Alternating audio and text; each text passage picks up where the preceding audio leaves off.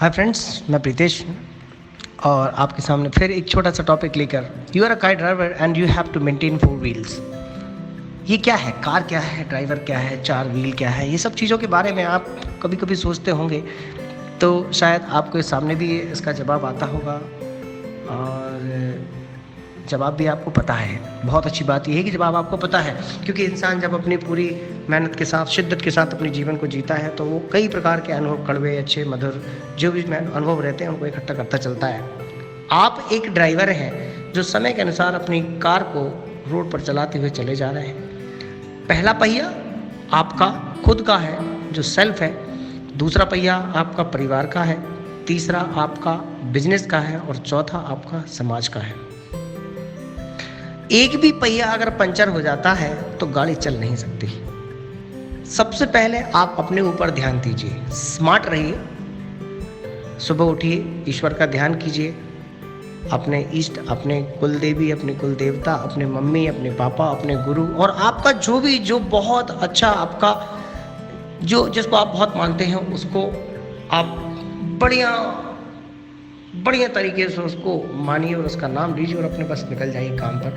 जब तक आप काम का देखिए, कर्मण्येवाधिकार रास्ते, मतलब बात ये, कर्म तो करना पड़ेगा चाहे कुछ हो। किस्मत में जिनके हाथ में लकीर होती थी, ऐसा नहीं है कि हाथ में लकीर है नहीं तो चाकू से काट कोई भी लकीर बना लेता। किस्मत अपनी जगह है, पर किस्मत उसका ध्यान ज़्यादा देती है। कहते हैं ना, फॉर्चून फेवर्स द ब्रेव।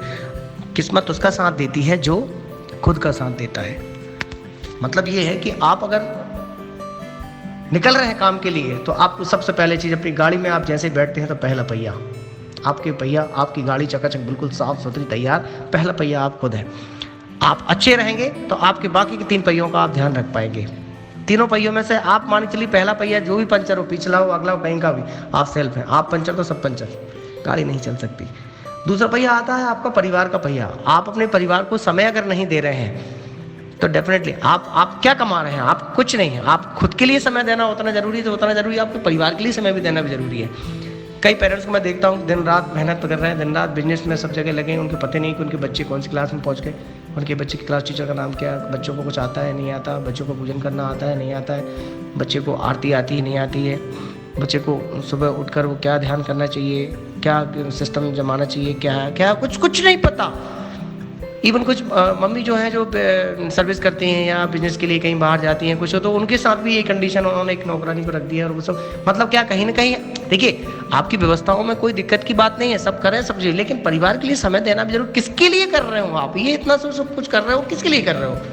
पड़ोसी के लिए, बाजू में शर्मा जी रहते हैं उनके लिए, सामने पटेल साहब रहते हैं उनके लिए नहीं भैया, आप अपने खुद के लिए कर रहे हैं, परिवार के लिए।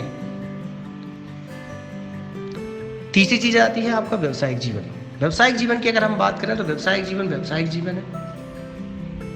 व्यवसायिक जीवन व्यवसाय, उसमें किसी प्रकार का कोई भी, अगर आपका सगा भाई भी है तो व्यवसायिक मतलब व्यवसायिक। अगर आप ऐसे रहेंगे कभी कोई दिक्कत नहीं आनी।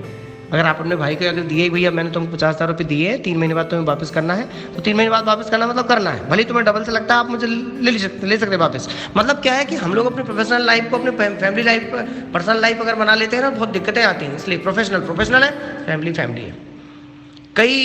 मेरे कई परिचित ऐसे लोग हैं जिनकी दुकान से वो पैसा निकालते हैं, गले से पैसा निकालते हैं, तो वो लिखते हैं कि घर का खर्च, और महीने की आखिरी तारीख को काउंट करते हैं घर का खर्च के लिए कितना पैसा गया। तो मतलब ये कहीं ना कहीं उनके अंदर मैनेजमेंट है कि हाँ भाई, अगर घर का खर्च लिखना है तो हमको पता तो चले कितना घर का खर्च होता है। बहुत अच्छी बात है, 100 बका और 1 लिखा, बहुत अच्छी बात है। इन सब चीज़ों का मैनेजमेंट आपको पता होना चाहिए कि आपके घर पर इस दुकान से निकलने वाला पैसा जो है, इस मेरी नौकरी से आने वाला जो पैसा, वो घर में कितना लग रहा है, बाहर कितना लग रहा है, परिवार के लिए कितना लगेगा, ये सब चीज़ों की। ठीक है, उससे क्या होगा, कभी आपके मन में किसी प्रकार की, सगे भाई भी है, दोनों अगर मैनेज करें, चार भाई हैं, चारों मिलकर कहीं घूमने जाते हैं, अपनी पत्नियों के साथ जाते हैं, लौट के आके हिसाब किया भाई कितना खर्च हुआ, 80,000 रुपये, चलो 20,000 रुपये चारों ने बांट ली, बात खत्म। कभी कोई दिक्कत नहीं आएगी। लाइफ टाइम वो लोग अपने साथ तरीके से मैनेज कर चलेंगे, कोई दिक्कत नहीं। प्रोफेशनल लाइफ अपनी जगह होती है।